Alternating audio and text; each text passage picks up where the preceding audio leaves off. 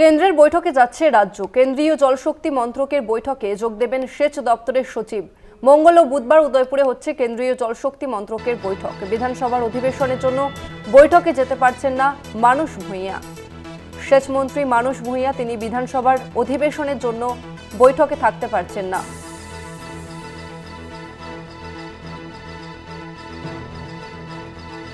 মঙ্গল ও বুধবার উদয়পুরে হবে কেন্দ্রীয় জলশক্তি মন্ত্রকের বৈঠক, তবে সেই বৈঠকে উপস্থিত থাকতে পারছেন না সেচ মন্ত্রী মানস ভূঁইয়া।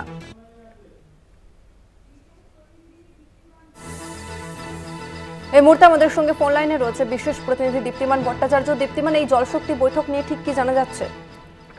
দেখো, যেটা জানা যাচ্ছে যে কেন্দ্রের সঙ্গে বৈঠকে বসছে রাজ্য। মূলত বেশ কয়েকটি বিষয় রয়েছে, যেখানে সুন্দরবন মাস্টার প্ল্যান সহ বেশ কয়েকটা প্ল্যানের জন্য কেন্দ্রের আর্থিক সাহায্য চেয়ে কিন্তু এই বৈঠকে সরব হবে রাজ্য বলে জানা যাচ্ছে। এবং এখানে মূলত যে সচিব রয়েছেন, সচিব যাচ্ছেন এই বৈঠকে যোগদান করতে, কারণ মন্ত্রী যিনি রয়েছেন মানস ভূঁইয়া বিধানসভা চালার জন্য তিনি কিন্তু যেতে পারছেন না, কিন্তু তার ভিডিও একটা রেকর্ড করে নিয়ে যাচ্ছে, যেটা সেখানে চালানো হবে যে তার কি বক্তব্য রয়েছে। মূলত কিন্তু যে বিষয়গুলো রয়েছে, যে জলশক্তি দ্বারা কেন্দ্রীয় জলশক্তি মন্ত্রকের সাহায্যে যারা এখানে যে প্ল্যানগুলোকে সহজে করা যেতে পারে, সেইগুলোকে নিয়ে কিন্তু সরব হবে রাজ্য।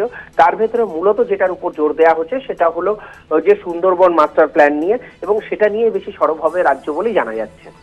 ধন্যবাদ তোমাকে দীপ্তিমান। আমরা কথা বললাম বিশেষ প্রতিনিধি দীপ্তিমান ভট্টাচার্যের সঙ্গে।